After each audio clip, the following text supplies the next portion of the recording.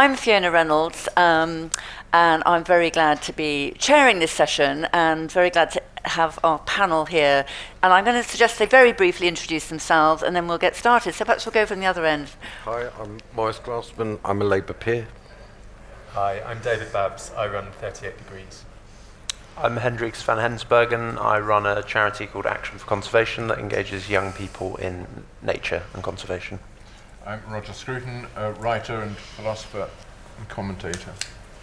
Great, and all of you are very welcome. What we're talking about, in a sense, was touched on in that last session. It's the sort of the bits that economics don't really get to. It's the notion of place and how people feel about place and how place sits in this big debate. And it would be possible to argue that, in a sense, you know, the more top-down policies we have, the less place and distinctiveness of place has a kind of recognition in the process. And one of the things as we go through this potentially cataclysmic change of direction is whether place matters. And so to kick off, I think actually we should explore what place means, even what it means to first the panel, and then I'll give a chance to members of the audience to say. So who's going to kick off? How about you, Maurice? You start.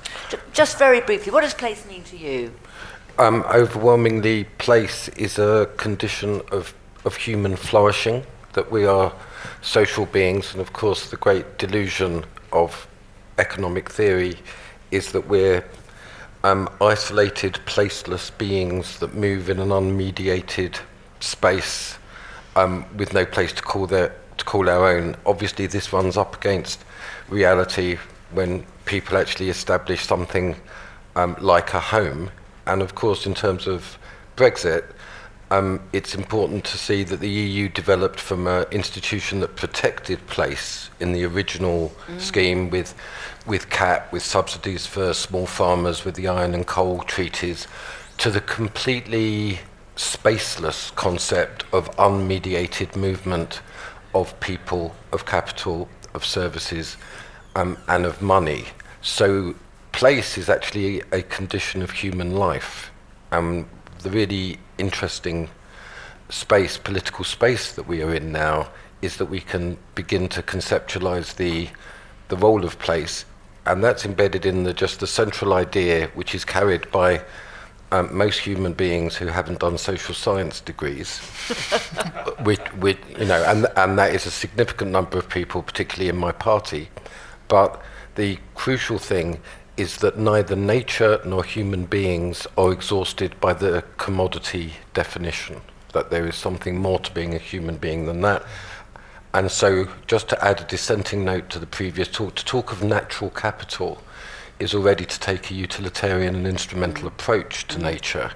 Nature is an inheritance. I remember my final point would be, I did a lot of work with faith communities, with Catholic, Anglican, Muslims on living wage, and I got quite attacked for that from the left, because this was all patriarchal and oppressive, and I always used to say that at least people of faith don't think that the free market created the world, that there was something anterior to that, and something inherited. So what I see now is the renewal of inherited institutions, of an inherited natural environment that protects human being in the natural world from this relentless pressure to reduce it to its price value.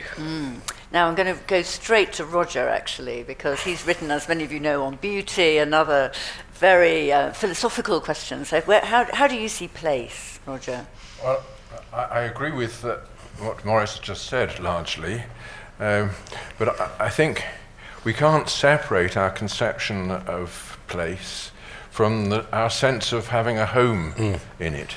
And that means that we shouldn't separate the natural environment from the human environments, the habitat which is ours. And I think this is one of the main defects of so much environmental thinking, that it sees the human being either as an intrusion on nature or as something to be confined in particular sterilized conditions outside the natural world.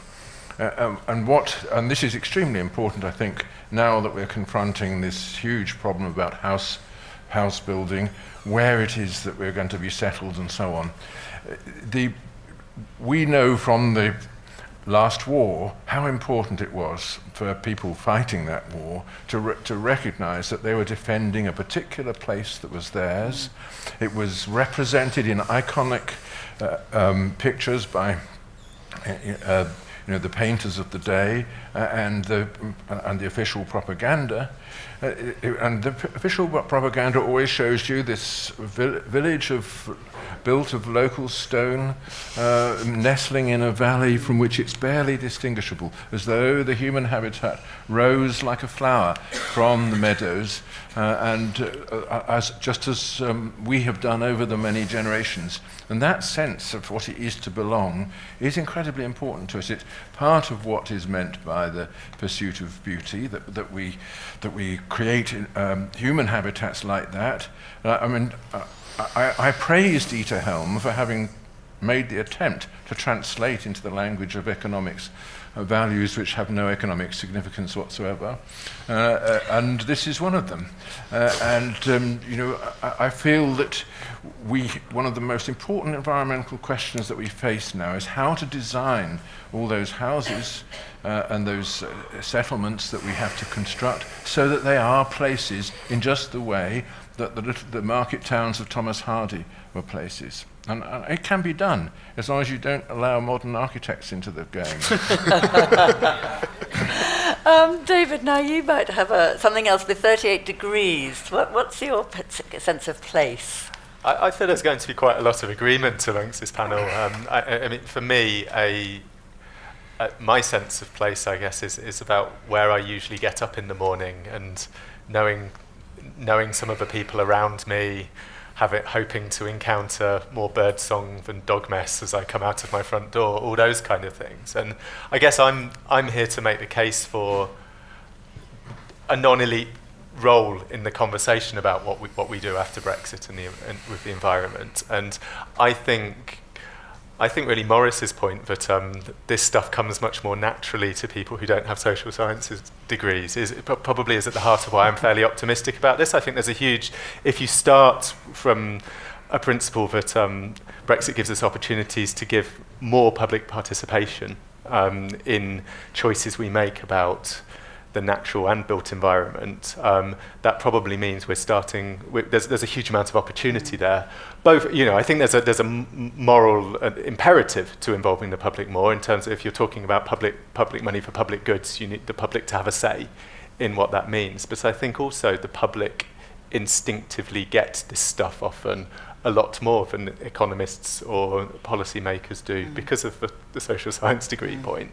And I think in that, there is a huge opportunity to rebuild polarization within the polity. There is an opportunity to build community because, we're certainly finding at 38 degrees that we've got a mass membership organisation whose membership were very split on Brexit. But we're finding it actually relatively easy to get our Leave voting and Remain voting members to work together on advocacy for what a post-Brexit future looks like, particularly when you start with, well, what does that mean for the Britain you live in, the place you live in? Thanks. And Hendrikus, tell us about your sense of place. So I think my sense of place derives from landscape, from natural environments. I'm a conservationist. I grew up with a huge, what we call roaming radius. I was out in two quite distinctive, dramatic landscapes in central Spain, in the mountains, and in Dorset on the Jurassic coast. So I was very fortunate to have a very nature-linked sense of place, I think, or that place-making process. But what I'm interested in now is the experiences of young people today, to talk about Roger's connection to Nature Point, and having nature at the heart of that sense of place. 3/4 of young people, children in this country, spend less time outdoors than prison inmates. And we've got a rapidly technologising, urbanising society. So there's this interesting situation where we have young people who aren't connected to nature in their everyday. that isn't part of their placemaking process. They don't associate nature with place necessarily. It might be identity, other identities, it might be communities, and they're hugely important, but nature isn't necessarily at the heart of that. But on the other side, they have huge access to information. Social media means that they have this huge amount of knowledge about environmental issues, and I think there's a real opportunity to kind of play with the traditional model of connection to nature, building into a sense of place, building into a sense of care, and then taking action at the other end, actually flipping that and looking at how action and alternative ways of engaging people can reinforce that sense of place. And I think there's a real opportunity to do that with the 25-year environment plan. As it is at the moment, Dieter Helm mentioned the chapter on children and young people. They're treated a bit like a sort of species in need of help. I don't know why we do this. We all do this. I do this. We take out that demographic of children and young people and we put them in a box. And, you know, we need to improve their connectivity. Their wellness needs improving, when actually we need to be thinking holistically about how we can engage young people in the plan as a whole, how we can involve them, you know, help shape it over decades to come. There's a lot of talk about future generations. I think every speaker mentioned it. What about today's young people? You know, do we just put up a blocker to thinking about today's young people if we talk about future generations all the time? And then finally, the importance of placemaking and the placemaking process. We talk about place and we think of a geographic area, maybe, or a community, but we don't often think about the kind of neural pathways reinforcing, using that muscle of placemaking, and that's really important for young people, and they're losing opportunities to do that. We take young people off on residential camps into the countryside and do various activities, mindfulness in nature, natural history hikes, beach cleans, whatever.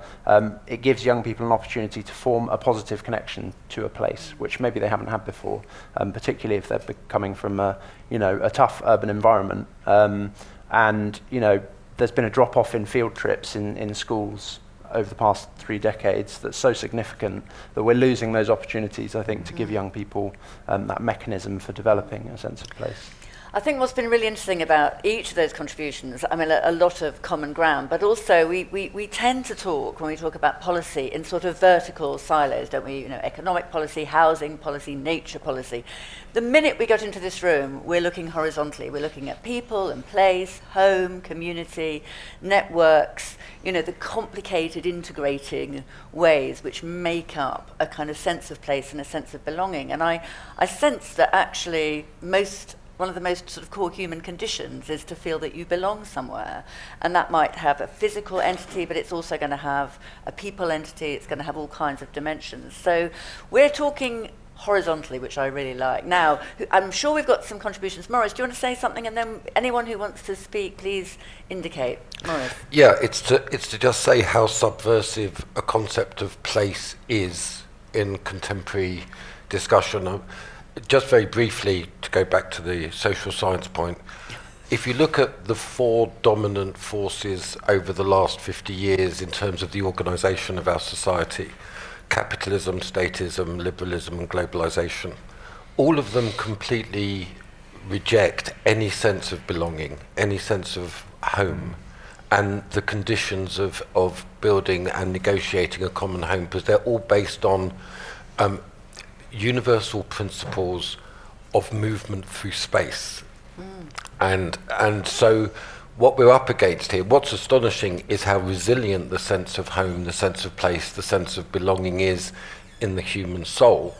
But it's to be understood that modernity itself is extremely hostile to it.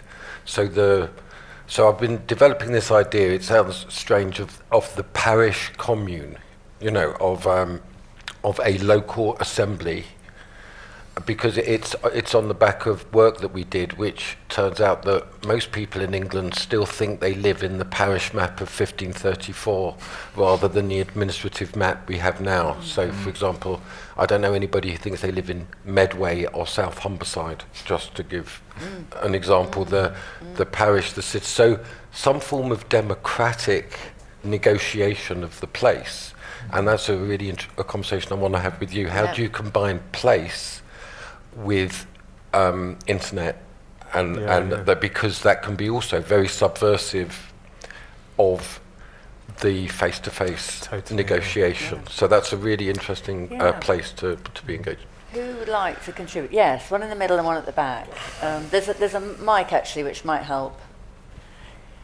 Keep fairly brief if you don't mind. Sure. Yeah, James Cooper from the Woodland Trust. One of the central themes of the 25-year plan is securing net gain from the environment, from development. I wondered how the sort of panellists for this sitting with sense of place, because from the point of view of my organisation, you can't replace ancient woodland. It's an irreplaceable part of our heritage. You can't destroy ancient woodland through development and have net environmental gain. I just wondered how you saw that playing out with sense of place. Well, it's a very social sciencey concept. Social sciences will kill us. Let's get at the one from the back, and then there's a third one here, and then we'll... Oh, okay, let's carry a few. Do say who you are, thank you. Sorry, my name's George Trefgar and I'm from Prosperity UK. I was... loved the previous sessions in the Secretary of speech, etc. But then I wonder what the panel felt about. A lot of people seem to be desiring legislation, and that can be very prescriptive when it comes to dealing with these issues. And I wonder whether there's alternative solutions. I mean, first of all, people's behaviour, the self-restraint seems to me an important thing. And secondly, the common law may be a better mechanism, and which has contained within it presumptions and rebuttable presumptions about how people should behave. And also I was very worried with this idea that we're going to degrade the value of some people's land. I mean, how are property rights reconcilable with, for instance, universal open access? And what I was worried about having too much legislation in this area is as it applies on the ground, it lacks common sense and a sense of nuance, and then becomes fixed in stone and can't be changed. I just wonder what you felt about that. Okay. There was one here, yeah. Yeah. And then Robin, next to you. Thank you very much. I will try and keep brief, but I'm wearing three hats today, and they're all variously relevant in that I chair the Royal Agricultural Society, I'm Senior Vice President of the Royal College of Veterinary Surgeons, but I also chair the Greenham and Crookham Commons Commission, which is responsible for restoring Greenham Common from a famous airbase to a heathland which the local people can enjoy. And concentrating on the title, I too was really uncomfortable by the concept of natural capital until I had a private conversation with Dieter, which outlined that they're trying to make the case to the Cabinet Office and the Treasury very often for things that we hold dear, and we can see absolutely no reason why you'd ever want to bulldoze. So having done a lot of work through the course of HS2 in terms of work in a professional way, I've seen areas where you think, why would you ever want to drive a railway through here? But the fact is... Ancient woodlands, perhaps. Yes. Exactly. But the fact is that unless you're able to make an economic case, there is always a number that they will put on it in the Treasury, which will say, well, that's going to trump that, and we're just going to put it down. So if you see it in that light and not just to embrace everything, then it can be very useful. And particularly the European Centre for Environment and Human Health at Exeter, and some of the work that's been going on showing the huge health benefits of, say, pet ownership and getting into wildlife. It's a case that's much easier to make because you can see a positive impact on health, but which has a positive impact on the economy, of course, because of the reduced pressure on the NHS. So the environmental arguments for re-engaging with nature, as I say, concentrating on the title, are incredibly powerful too, and we should use them to our benefit. Okay. Can you pass it to your neighbour, please, quickly? I'm going to collect quite a few, and then just to warn the panel, I'm not going to ask you to answer all the questions. I'm going to ask you to pick one or at most two, and then we'll see if we can get with loads of people want to speak. This is great. Robin. Robin Page, Countryside Restoration Trust. I don't know, it'd be interesting to have a vote on how many people live in the communities where they were born. I live in the house where I spent most of my childhood, on the farm where I was born. What I've seen is my community completely broken up, and people who were born in the village having no hope. not listened to by councils and councillors and politicians and people now, as Cambridgeshire is being devastated, as you know very well, Fiona, where consultations are phony, country people's views are ignored, and so the people who live with nature, the people who work with nature, are ignored, even by 38 degrees, and I won't have anything to do with them now because of the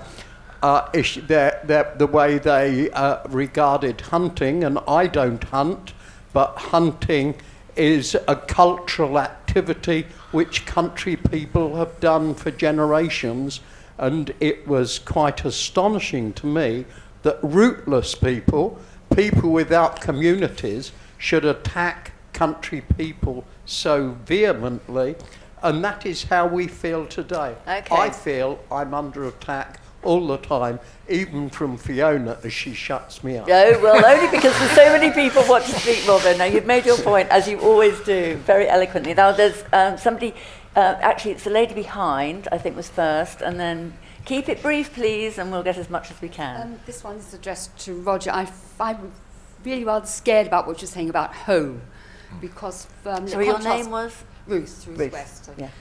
The Dalai Lama, for example, says that we are we all share in this planet Earth, this environment, and I feel a lot of young people as well, the ones who feel so let down by Brexit, is because they see themselves as members of a wider community. And my place is actually within this planet, and I think that faiths have taught us that unless we learn that lesson, we're in for big trouble. So how do we combine then the sense of being our places in the universe now and being of service to it, and as well feeling that we can get to grassroots and we can be active at the community level and share there. Thanks. Yeah. Okay, now I'm gonna stop because there's too many fascinating points. When we'll come back to some more. But go on, Roger. You were named there. So, but that was a dilemma, isn't it? Is it localism, and in a way, Robin reflected that, or is actually our place relationship with our planet? Interesting question. My gut reaction here is that, of course, we must try to act responsibly towards the world as a whole. But until we belong somewhere, we're not really going to have a conception of what we can do. And that sense of belonging is what nurtures a public spirit. When it isn't there, when you're brought up to, without it, to think that you belong to some universal project, then you fall into the traps that Morris was referring to. You adopt one of these global ideologies which, as it were, wash your mind clean of any attachment. And in the end, you end up for yourself alone. And I think that's really what Robin Page was referring to. I would just like to say something about that, because it connects with the speaker, the questioner from the back, who mentioned the dangers of legislative solutions, which override already existing community agreements. Robin referred to hunting, which to me is very important. I live in a small part of England which consists of very small farms, which are kept together and have been kept together over time, over many centuries, by these small community activities, of which hunting, of course, has been an absolutely vital part. And essentially rootless, urban people, as he rightly said, imposed upon these communities a legislative legislative conclusion which wiped away their inheritance. Actually, we don't accept it. We go on doing it anyway, and otherwise we're not going to live. But nevertheless, it is very un-British to have been subjected to legislation of this kind. And I think there has to be more sensitivity to when people do interfere in the environment from the high political level towards the existing conventions and customs which keep the thing in place anyway. David, actually, because there was a nice challenge to 38 degrees of rootlessness in a way, giving people a voice, which may be about anything, I think, in fact. But tell us how you respond to that. So, I guess my reflection on the question of like how legislation and these kind of things done at the national level and the local level relate to each other is that there's legislation and there's legislation. And one of the examples of that that's sprung to mind as I was thinking about that is where I live in a rootless urban environment. We are on a council estate in Hackney. We run the estate as a tenant management cooperative, which was by using a piece of legislation that Mrs. Thatcher brought in, we invoked our right to manage.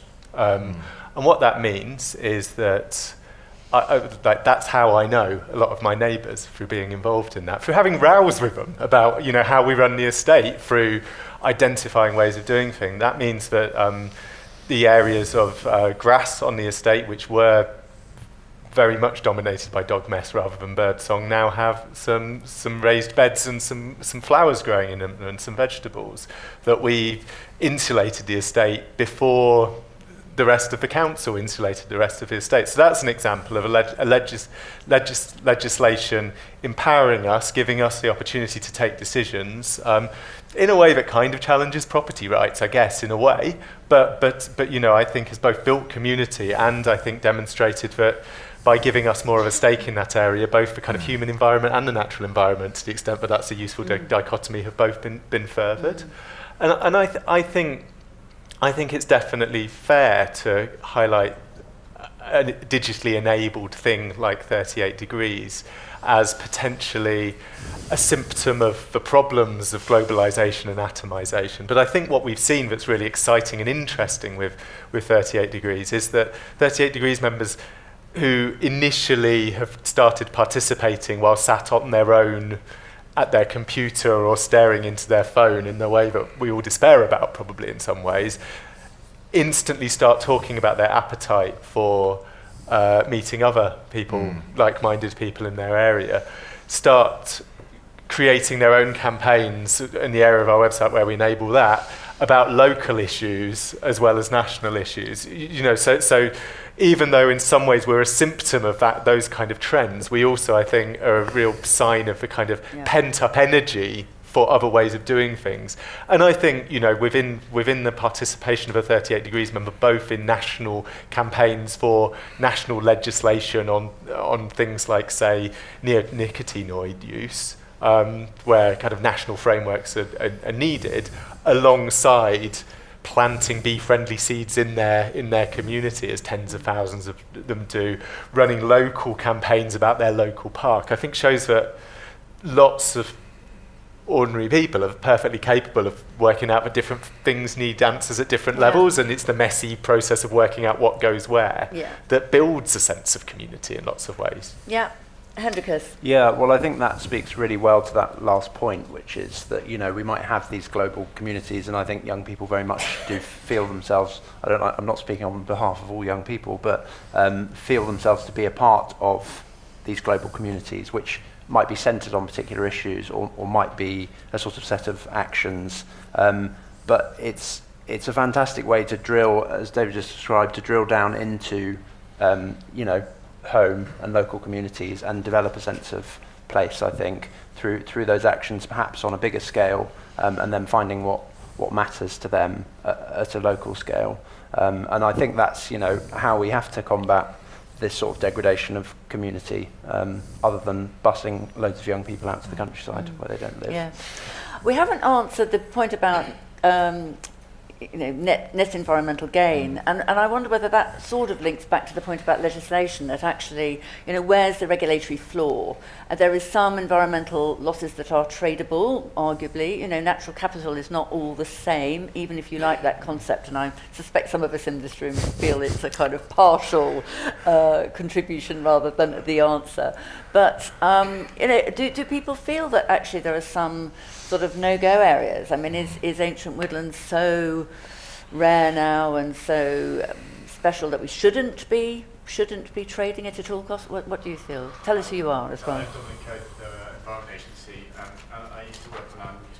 Council England, so I've engaged with a lot of local communities about this kind of thing. And one of the things that I always found difficult was, if you want people to earn a sense of place, then they will fight for the things that they think are important to them. And if that's a couple of rabbits and blackbirds at the end of their field, on the one hand, as psychologists, I can tell them that doesn't matter. But actually, if I'm trying to engage them as a person, then absolutely, they have every right to fight for that patch, even though within the context of environmental net gain, we could easily compensate that somewhere else. Yeah. So I'm I don't know what the answer is, so I'm quite conflicted about what you do about that. Yeah.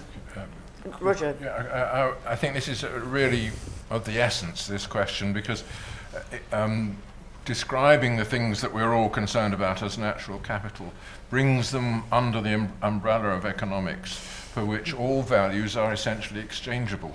And we're trying to think about something which is not exchangeable, which we don't want to exchange, home being the general label to which under which all that can be brought. So it is going to be difficult. And in the end, I think, as almost all the questions seem to focus on, it does depend upon the extent to which we can win over ordinary people to accepting solutions. Some of these solutions which have emerged from ordinary people in their environment therefore ought to be left untouched.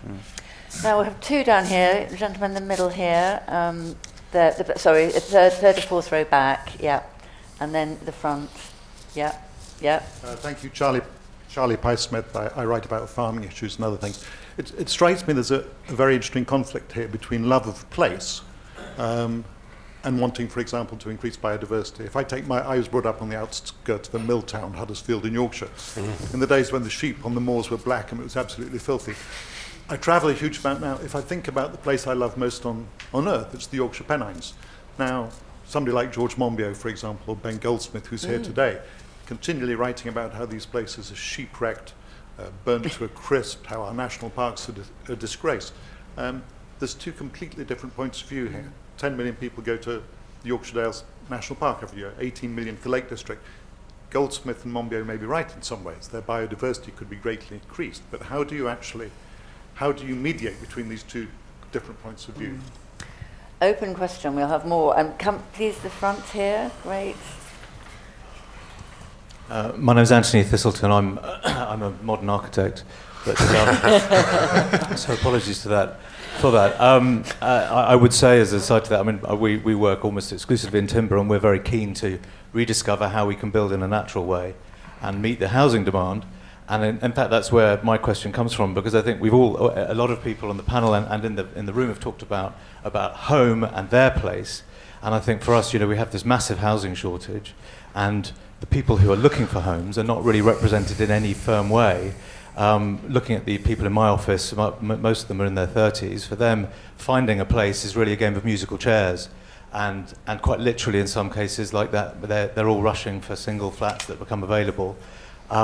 We need to make compromises to our own sense of place. If we do embrace the needs, in my view, if we embrace the needs of the young people, not necessarily the children, but we talk about the young. There is a huge placelessness, which is considered bad. But I wonder if part of the reason people think of themselves as global citizens is because they can't really find a place in their own country and in their own in the places where they work.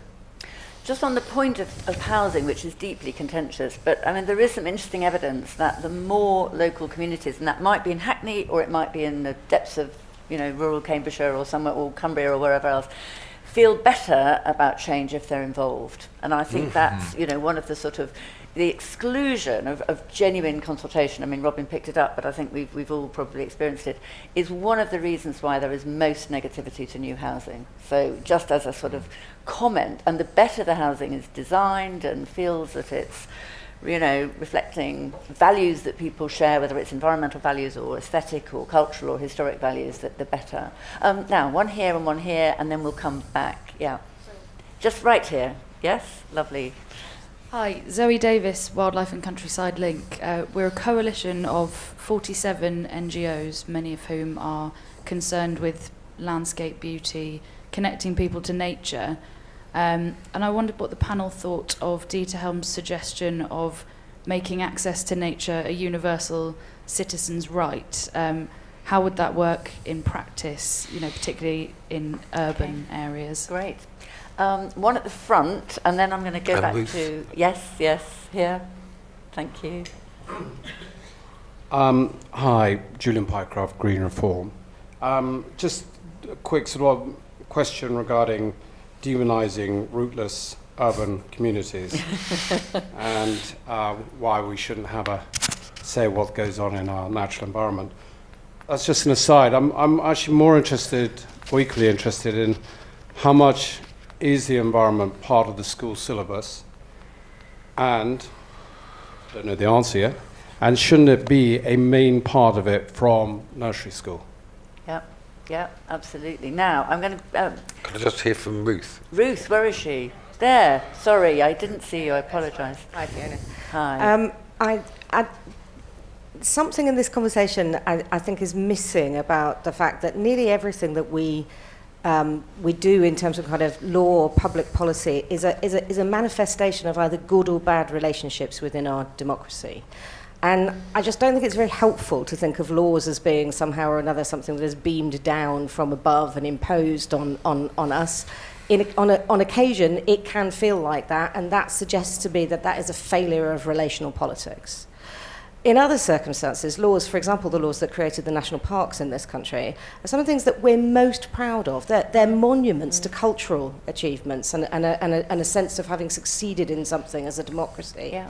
And I think if we could focus a little bit on the idea that actually what we have to try to get right is relational politics, the nature of the negotiation about how change happens in the environment, we would be less, kind of marooned between the idea that somehow or another we have to choose between an absolute kind of imposition of rules from the state or hoping against hope somehow or another that individual people's choices in an atomized context will result in massive changes or improvements to the environment that doesn't actually happen through a polity. It has to happen through a polity and through the choices that we make. So, I think there is something good in this conversation, but let's focus on relationships. I think what you've said actually has been a really powerful thread, that...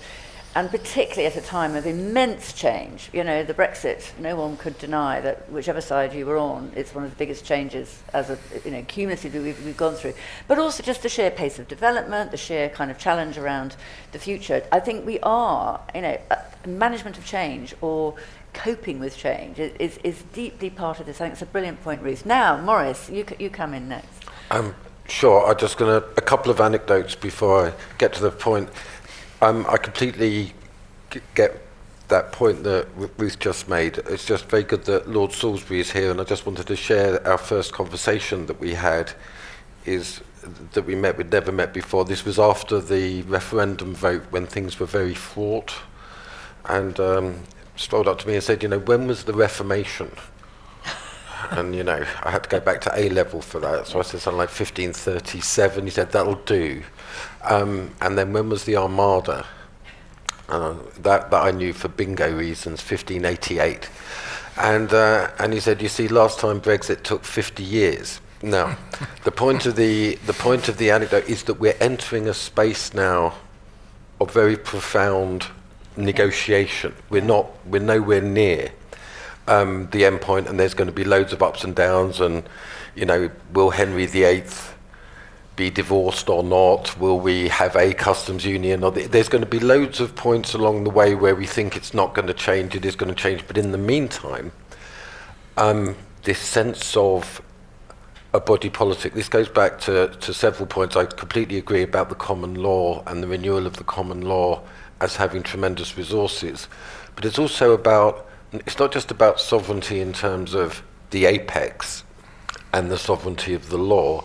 It's about the disintegration of our body politic, the local institutions that can resist. So I think we're moving, and this goes back to the point about the forests, we're moving from an essentially completely contractual relationship with the world to being reminded that in fact we have a covenantal relationship, that there's things that are inherited and need to be need to be renewed, and that the sort of consensus, Ruth, that came with the national parks, with the emergence of the National Trust, these were negotiated over decades, and the building of that consensus grew precisely. So between Robin and Ruth, between I've lived in the same place for many generations and I'm a citizen of the world, there is this intermediate thing which is the renewal of democracy and accountability in these things. So I think in terms of housing, and Ruth, don't be afraid. I think I'm just saying to you, this is that the idea of home, a home in the world, a place in which you live with others. Roger once defined it beautifully: an island of me in an ocean of we. You have to negotiate the space around. There has to be land reform and the redistribution of land. I've worked a lot, mainly in America, not here, on this idea of community land trusts, which is the endowment of land in which people then participate in the design and building. Now, just to share with people, Morris, 'cause I think it's an important final reflection, was the big change in my life, is that I thought that people, I worked on it in East New York, in a really rundown area of Brooklyn, and really big campaign to get this land endowed. It was from the New York City to local churches who'd negotiated for this in a very badly affected area of drug dealing. And when we sat down and they said the kind of homes they wanted to live in, it was a front garden. It wasn't a modernist concept. They wanted a front garden back, and the bylaws that they wanted about noise. So it's about the negotiation of common space and the power to do that. That's what a place involves. So. Well, no, that's terrific. The bell is going to go in a couple of minutes, but just can we have our last sentence or two from our panellists, just reflecting on the discussion and what big point. Morris has left us with a really profound point, actually, about democracy, its nature and participation. David, what's yours? I think something that really scares me about the current situation is the degree to which politics is so polarised and people can't have a very quick to get offended with each other and very, very slow to find understanding and want to bridge differences. And I think that's where place, I think, does play a really important role in being able to get from the individual to the local. One of the projects we've been doing, from the individual to the local to the citizen of the world point, one of the projects we've been doing at 38 Degrees is curating these meetups between two of our Leave voting members and two of our Remain voting members, who sit down together to discuss what find common ground about Brexit, then go and see their MP together and talk to them about it.